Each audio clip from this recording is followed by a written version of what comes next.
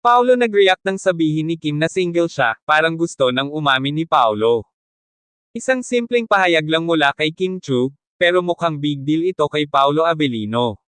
Sa isang recent interview, diretsahang sinabi ni Kim na, single siya, at dito na nga napansin ng fans ang reaksyon ni Paolo. Napangiti, napatigil, o parang gusto nang umamin. Sa mundo ng showbiz, isang simpleng sagot lang tungkol sa love life ay pwedeng magpainit ng usapan. Kaya nang tanungin si Kim kung ano na ang status niya ngayon, ang sagot niya ay malinaw, yes, single ako.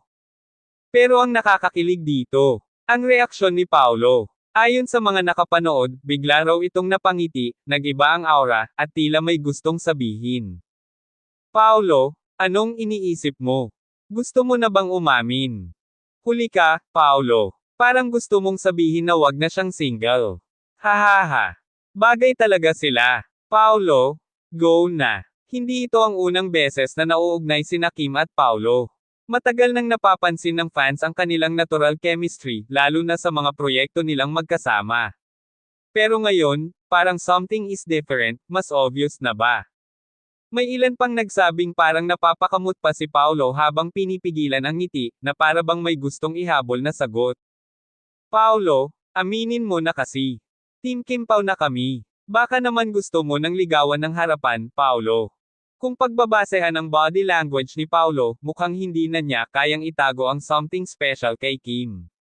At kung totoo ngang may feelings siya, ano kaya ang next move niya? Magpaparamdam na kaya siya? Aamin na ba siya soon? O ipapaubaya na lang niya kay Kim ang desisyon kung anong status nila? Sa tingin nyo, may feelings ba talaga si Paolo kay Kim? Dapat na ba siyang umamin?